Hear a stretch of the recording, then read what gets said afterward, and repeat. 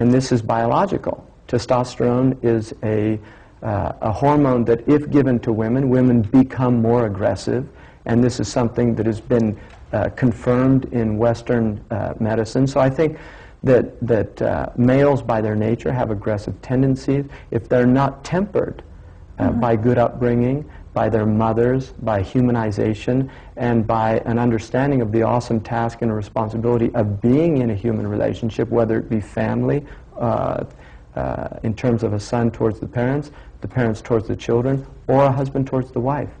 How do you think women internalize that? How do you think that Muslim women then manifest that in their roles today? Well, I think women all over, not just... Muslim women are women that happen to have that adjective, that they belong to a faith, but they're first and foremost, they're human beings. Correct. And so I think that you'll find throughout the planet, you will find very similar pathologies manifested by human beings. And there are certainly, America is filled with very dysfunctional relationships. Women here are grossly abused. The number one cause of murder amongst women in the United States is from their husbands or their boyfriends. I mean, you see this. So I don't think you can say Muslims have any monopoly on the mistreatment of women. I think globally we have a problem. The problem in Islam occurs when Muslims do not adhere to the traditions of Islam, to the teachings of Islam, and vice versa. When they do adhere, you will see, in fact, extraordinary harmony occur in the human relationships, because very clear guidelines have been given in terms of gender relationships. So you're saying that Muslims have themselves to blame in a way that... First and foremost, yes. Absolutely. I mean, I think that what happens, because human beings, by nature, we have certain flaws in our thinking, and that's why logic was traditionally taught as an actual science in order to redress flaws. One of the flaws of people is cause and effect. People will often mistake, because they see certain effects, they'll mistake the cause. It's difficult to determine real cause. Now, what will happen if you look at the Muslim world, as a non-Muslim, when they look at the Muslim world, and they see the dysfunctional nature of Muslim societies, they assume the cause is Islam.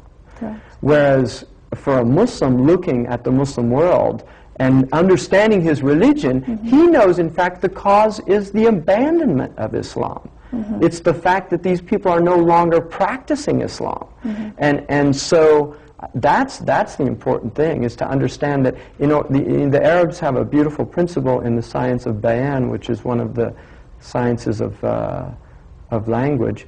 They say, al-hukmu ala shay'in far'un an tasawwurihi, that before we can judge a thing, we have to understand it in all of its variables. And we're filled with a world of prejudice. People are constantly prejudging. The average American will make remarks about Islam. They'll think that they're liberal, humanistic, unbiased, unprejudiced, and yet you ask them what they think of Islam. Oh, that's a stupid religion, it's a backward religion, it's oppressive to women. Have they ever read the Quran? No. Have they ever read a tradition of the Prophet Muhammad? No. So what are they basing that on? They're basing it on just observing Muslim societies. Well, if we observe Christian societies, have we seen turn the other cheek applied in the West in the last 2,000 years? Was turn the other cheek applied in Iraq? Right? The biblical foundation of the Torah, according to Rabbi Hillel, who's one of the greatest Jewish rabbis, is that the entire message of the Torah, which is the Jewish book, is love God and love thy neighbor as thyself. Do we see the Jews practicing that towards their Palestinian neighbors? Does that mean that the Torah is invalid as a book because of what the Jews are doing? Does that mean the gospel is invalid as a book because of what the Christians are doing? But unfortunately, people apply logic outside of themselves that they like, and then they refuse to apply it on their own selves. Let's talk a little bit about your analogy of mercy and justice. you discussed that you see mercy characteristic to women and justice more characteristic or symbolic of men. Can you expand on that? Well, I think if you look in the world, you will find that this is one of the paradoxes of the world, the dilemmas of the world, is on the one hand we honor virtue as a religious virtue, and on the other hand we honor justice as a moral virtue. Mm-hmm. If we look at mercy as a religious virtue, it's very difficult for us to have justice when we bring mercy into.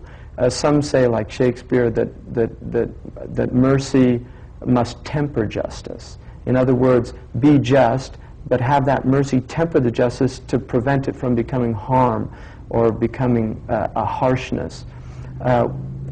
In the Christian world, mercy is at the root of the Christian message, this idea of mercy. I think in Islam, the woman is the embodiment of mercy. The word in Arabic for mercy, rahmah, is derived from the word for womb. Mm-hmm. And so the understanding of the Muslims have always been that the source of mercy in the world is the womb. It is the womb. It's the blood bonds that bond us as Adamic people, that we're from Bani Adam, we're children of Adam, and therefore we should have compassion for all human beings, irrespective of their race, their creed, their color. And at the same time, we need to have justice in the world in order for for things to work in the marketplace. So my cosmological understanding in Islam is that a woman represents symbolically the virtue of justice in the world, and the man represents of mercy, and the man represents justice. And these are the two hands mm-hmm. that God has given human beings, the left and the right hand, mm-hmm. and they're to work together. This is how things are done in the world. So the relationship between men and women is a relationship that's complementary. It's not an equal relationship, and I think this is where people have a real problem, because equality is a mathematical concept. You don't find equality in the world. You find equality in mathematics. But as far as worship in Allah, equality is the same in His eyes as far as... No, there's no equality in worship, and I'll give you an example. Two people pray. Mm-hmm. One of them is sincere in his prayers and the other's not, but outwardly they looked exactly the same. They're not equal. No, I'm and the Quran, for instance, says, are they equal? Those who know and those who don't know. They're not equal. We're not living in a world of equality, and I think this is one of the modern misconceptions of the world, this lie to try to create this so-called egalitarian society. There has never on this planet been an egalitarian society. Human beings are not equal. They're not equal in talent and gifts. The only place where they are equal is before the law. That is the only place. If a rich man and a poor man come before a judge, that judge has to treat them the same before the law. If a male or a female comes before a judge, that man must treat them equal before the law.